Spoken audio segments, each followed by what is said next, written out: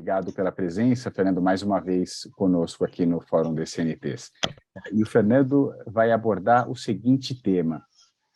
como a atenção primária se organiza para a prevenção primária e secundária da dor crônica e neuropática. Obrigado, Mark. Boa tarde a todos e a todas. Então, primeiro eu agradeço, em nome da Gilmara, que é a nossa coordenadora aqui da Coordenação Geral de Prevenção às Condições Crônicas na Atenção Primária. Falar desse tema para nós aqui, enquanto coordenação, é de fato de suma importância, não só enquanto coordenação, mas enquanto Secretaria de Atenção Primária, enquanto Ministério da Saúde. Então, nós sabemos que os desafios são inúmeros, Então, o meu objetivo aqui também não é dizer sobre aquilo que é a dor crônica, neuropática, porque os painelistas que me antecederam disseram isso com muita maestria, mas é mostrar um pouco para vocês qual é o nosso cenário, Então, enquanto governo federal, enquanto Ministério da Saúde, tanto dizendo daquilo que são as nossas ações hoje enquanto Secretaria de Atenção Primária, mas mostrar também um pouco daquilo que é esse cenário epidemiológico, daquilo que nós, enquanto base federal, conseguimos receber de informações da atenção primária. Então, acho que o primeiro ponto importante aqui é dizer que nós temos trabalhado, de fato, para uma APS cada dia mais resolutiva, Então, assim, uma APS que está presente em 5.570 municípios, sendo que a grande maioria desses municípios, por se tratar de municípios de pequeno porte, então nós temos esses municípios apenas com a atenção primária implantada naquele município, então é a atenção primária que está ali junto com aquele usuário, junto com aquele paciente, em todos os aspectos da vida dele, como muito bem trouxeram outros painelistas que me antecederam. Estou mostrando para vocês um pouco desse cenário, Então hoje nós temos, quando a gente fala de doenças crônicas, Então só para trazer um pouquinho para vocês, temos 36 milhões de pessoas cadastradas na APS com diagnóstico de hipertensão, 14 milhões com diagnósticos de diabetes, e aí focando um pouquinho mais aqui no diabetes, em 2019, pela PNPS, 7,7% dos entrevistados referiram um diagnóstico de diabetes, e a gente teve aí 75 mil óbitos em 2020 relacionados às complicações do diabetes. Outro cenário que eu mostro aqui para vocês também, um pouco do cenário de obesidade, sabendo também dessas condições, como muito bem trouxeram também outros painelistas, 6 milhões de pessoas com obesidade na APS em 2022, então temos um número crescente, de pacientes com obesidade hoje que são cadastrados na atenção primária à saúde. E também trago aqui, que eu achei muito importante, outros cenários de condições consideradas fatores de risco também para as condições crônicas, e fatores esses, também ligados àquilo que são as dores crônicas e neuropáticas. Então, a gente tem aqui tabagismo, com 20 milhões de pessoas, excesso de peso, 96 milhões, o álcool, 41,3, e inatividade física, 63 milhões. E aí, falando um pouco daquilo que são o impacto também financeiro, nos cofres públicos. Então, nós temos aí, quando a gente fala de internação, 1,8 milhões de internações por causas associadas à hipertensão arterial, diabetes e obesidade no Sistema Único de Saúde. Então, mais uma vez eu digo, os desafios são inúmeros, nós sabemos disso enquanto profissionais, e aí dizendo aqui, da particularidade de um profissional que já atuou muito na ponta enquanto unidade básica de saúde, mostrando então para a gente a importância daquilo da atenção primária como coordenadora do cuidado e ordenadora da rede, Então, mais uma vez,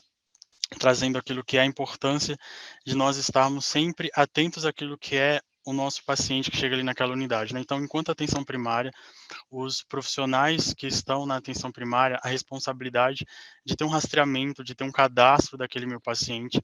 porque o profissional ele precisa saber que aquele paciente ele tem uma família, ele tem um endereço, e ele precisa ser cadastrado, Então, quando eu mostro para vocês, como eu vou mostrar adiante um pouco dos dados e um pouco dos parâmetros que nós recebemos na base federal, então eu só consigo enxergar aqui enquanto Ministério da Saúde aquilo que o profissional na ponta consegue registrar, consegue cadastrar, consegue acompanhar daquele paciente, Então, quando a gente fala na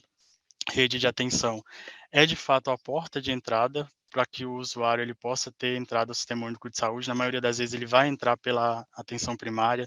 vai ser um paciente hipertenso, um paciente diabético que nós vamos precisar ali rastrear, que nós vamos precisar monitorar. Eu preciso saber enquanto profissional, e aqui para todos aqueles profissionais que estão nos acompanhando agora neste fórum, a importância de você saber aquele paciente, ele diabético, qual a real situação daquele paciente, Ele está ali na sua frente na hora de um atendimento, então aquele paciente ele tem um risco para desenvolver um pé diabético, um exemplo, Então, qual de fato é a importância daquilo que é a capacitação dos profissionais hoje na atenção primária. E acredito que é algo muito importante também, né, quando nós dizemos dos usuários que chegam todos os dias às unidades básicas de saúde, é o acompanhamento, né? Independente de onde o profissional vai regular aquele paciente, independente de onde o profissional vai conduzir na rede, né, na rede de atenção à saúde aquele paciente, a APS nunca vai deixar de acompanhar aquele usuário, né? Então, seja a gestante desde ali da sua gestação, desde ali do seu pré-natal até os pacientes idosos, a atenção primária ela é essa que vai de fato estar junto com os pacientes, né? Então, a importância de do registro, a importância do acompanhamento ali de perto com aqueles pacientes. Aqui eu queria trazer um pouco também, né, da portaria que foi instituída agora pelo Ministério da Saúde, agora no final do mês passado, que traz de volta a EMULT, né, então nós tivemos um tempo aí onde nós perdemos um pouco aquilo que era a essência da equipe NASF, e aí trouxemos de volta agora a partir dessa portaria da nova gestão a EMULT. Então, qual é a importância, né, dessa nova visão do governo? Porque nós queremos uma APS, como eu falei no início, cada dia mais resolutiva, né? Então, quando eu tenho em uma unidade básica de saúde um acompanhamento multiprofissional, e aí um paciente ele não vai ser só acompanhado pelo médico, né? Não só no sentido de não ser eficaz, pelo contrário, mas nós queremos que aquele paciente ele seja olhado de todas as formas, né? Então, ele de fato precisa passar por um acompanhamento médico, ele precisa passar por uma consulta de enfermagem, ter altos profissionais naquela unidade básica de saúde para que também possa olhar para aquele paciente com um olhar individualizado, com um olhar de fato de um profissional com a especificidade de cada uma das profissões. Então, a volta da Emult traz para a gente de novo essa singularidade, né? E traz para a gente de novo essa questão de que o paciente ele precisa ser olhado, ele precisa ser visto e ele precisa ter as suas necessidades atendidas, né? Porque nós não estamos falando de uma atenção primária apenas de encaminhamento, né? Então, nós precisamos também, enquanto profissionais, gestores, mudar um pouco essa mentalidade de achar que a atenção primária é só onde o paciente vai e ele será encaminhado para um outro nível de atenção, seja ele médio ou de alta complexidade. Não, pelo contrário. A APS ela vai ali também junto com aquele paciente, suprir aquilo que são as necessidades daquele paciente. E sim, existe um encaminhamento, existe, né? Você vai colocar aquele paciente na rede, mas tendo sempre aquilo que é o contato com o paciente, tendo um vínculo com o paciente, sabendo que aquele paciente pertence à sua unidade, é cadastrado na sua unidade. Então, aqui apresento para vocês também uma forma de número, né, quando a gente fala da neuropatia diabética. Então, nós temos muitos pacientes cadastrados, como eu mostrei para vocês no início da apresentação, cadastrados com diabetes, tanto que se autorreferiram diabéticos ou que tiveram já o diagnóstico. Então, aqui a gente tem um panorama dos 3 quadrimestres do ano passado. Então, tivemos aí, né, a gente tem um indicador que nós monitoramos aqui na coordenação, que é a proporção de pessoas com diabetes com consulta e hemoglobina glicada solicitada no semestre, que é o mesmo indicador hoje do Previne. Então, nós temos 13% no primeiro quadrimestre de 2022, 19% no segundo quadrimestre e 22% no terceiro quadrimestre de 2022. Então, assim, para uma meta de 50%, esses números ainda são números baixos. Então, nós ainda precisamos, de fato, cada dia mais dar esse incentivo, né, às nossas equipes da atenção primária, para que de fato possam registrar essas consultas, para que de fato possam registrar esses atendimentos, solicitar esses exames. Sabemos aqui que nós estamos falando de um exame solicitado, é claro, né, e aí quando nós falamos daquilo que é a importância, eu preciso de fato, além de solicitar esse exame, eu preciso que esse exame seja avaliado, o médico precisa dar,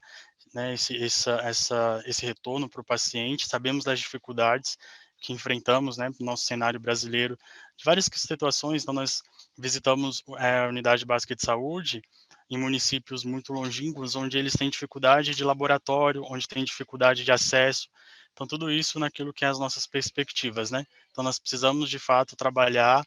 para que a APS ela possa ser cada dia mais resolutiva, para que a APS ela possa ser cada dia mais para que ela esteja de fato ali, né, presente na vida daquele paciente. E eu achei importante trazer também para vocês alguns indicadores, focando mais aqui no indicador que a gente tem, que é a proporção de pessoas com diabetes mellitus com avaliação do pé diabético no ano, né? Vários painelistas que me antecederam trouxeram essa realidade tão difícil que é o pé diabético. Então, nós temos 1,23% apenas dos pacientes com avaliação do pé diabético, né? Então, eu estou falando de uma avaliação que pode ser feita com um profissional da atenção primária à saúde, um paciente que chega com diabetes para o profissional, ele precisa, né? E aqui a gente sempre mostra nas capacitações que nós fazemos com os profissionais da ponta a importância, né, tanto de incentivar o autocuidado, a importância de mostrar para aquele paciente se ele está fazendo de fato a avaliação do pé diabético, né? A gente sabe que muitas vezes é silenciosa, então quando o paciente vai perceber, ele já tem ali talvez uma neuropatia, e aí alguns pacientes que nós atendemos na atenção primária, eles precisam ir para a especializada, e aí às vezes acontece alguma amputação e esse paciente precisa voltar para a atenção primária, mas o que nós, enquanto profissionais da atenção primária, podemos fazer para que esse paciente, ele não precisa ter uma amputação, ele não precisa ter uma complicação, né? Então, o que nós temos feito enquanto profissionais da atenção primária para suprir essas necessidades, né? Então, fica aqui um questionamento também, né, para os profissionais que estão nos acompanhando hoje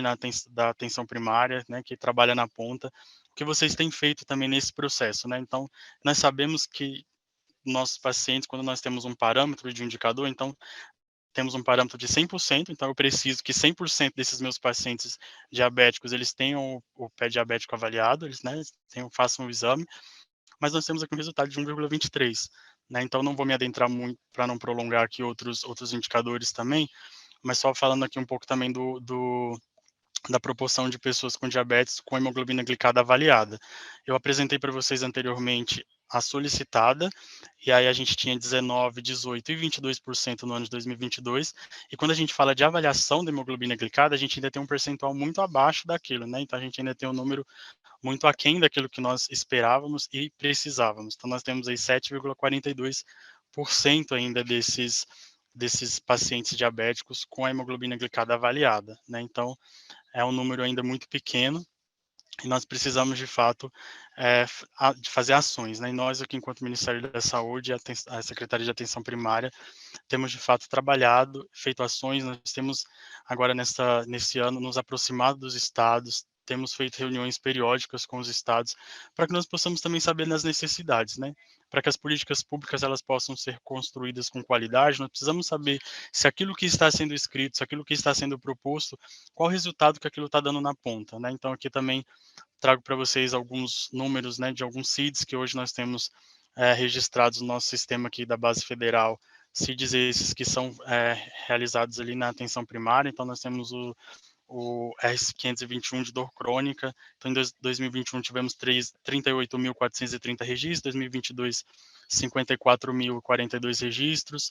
O CID, né, que é o R522, que é de outra dor crônica, em 2021 160.667 atendimentos, 2022 219.724. E aí também tem o CIAP, né, que aí os profissionais também registram. E aí aqui mostrando, né, quando nós apresentamos esses números, e aí vocês, né, profissionais que estão aí vendo agora essa apresentação, vocês podem dizer, nossa, mas quando a gente fala de nível nacional, nós ainda estamos falando de números muito pequenos, né? Então, eu costumo sempre dizer aqui para o pessoal da equipe, quando nós vemos um cenário, né, e é quando a gente fala de números, que nós fazemos muitas avaliações aqui referente à base que nós recebemos. Então, nós temos duas opções, né, de traduzir os números que nós recebemos dos profissionais. Ou o atendimento, em algum momento, ele não está sendo feito, ou ele está sendo feito e está sendo perdida alguma informação, né, seja talvez o profissional que não esteja conseguindo registrar por algum motivo, né, nós sabemos que temos profissionais ali já com muitos afazeres, muitas coisas que os profissionais têm feito na ponta, então às vezes não consegue fazer esses registros, mas eu acredito que nós precisamos ainda de ações, né, mais efetivas naquilo que é a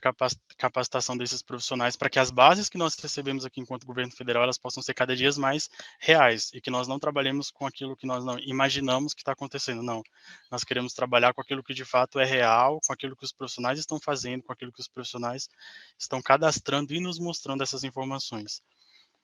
E aí, só de forma muito rápida, mostrar para vocês aqui também como uma estratégia que nós temos feito, né, que foi o lançamento da estratégia de saúde cardiovascular na atenção primária, também realizada no ano passado, em 2021, desculpa, também no objetivo de qualificar os profissionais referente àquilo que é a integralidade do cuidado com os pacientes com algum tipo de condição crônica. Temos aqui também, né, no próprio site do Ministério, publicações, e aí tem também o próprio site da Estratégia de Saúde Cardiovascular, que é ligado ao Ministério da Saúde aqui, onde os profissionais podem receber material, receber instrução daquilo que está sendo feito na atenção primária, no combate àquilo que são os fatores de risco para as doenças crônicas. E aí trago também alguns materiais que podem muito bem auxiliar os profissionais nesse processo, né? Nós, mais uma vez eu digo, sabemos os desafios que são inúmeros, e quanto mais informação, né, baseada em evidências nós tivermos na atenção primária ou na atenção especializada, enfim, nós sabemos que o atendimento com aquele profissional, o atendimento com aquele usuário vai ser cada dia mais eficaz, né? Então nós vamos estar falando de um atendimento resolutivo. Eu vou estar falando de uma atenção primária que vai conseguir resolver a situação daquele paciente, que vai conseguir olhar para aquele paciente de uma forma singular. E aí, trazendo, né, só um resumo dessas ações, nós precisamos fazer e temos realizado aqui enquanto Secretaria de Atenção Primária, Educação em Saúde, Prevenção e Promoção, Busca Ativa e acompanhamento, de fato, de todas essas condições desses pacientes, mais uma vez dizendo, não sabendo, né, daquilo que são os desafios que nós enfrentamos, mas temos trabalhado aí para essa reconstrução e para aquilo que de fato tem sido esse novo olhar, né? Então nós precisamos de um SUS cada dia mais eficaz, de um SUS cada dia mais resolutivo e que possa de fato olhar com integralidade para todos os pacientes.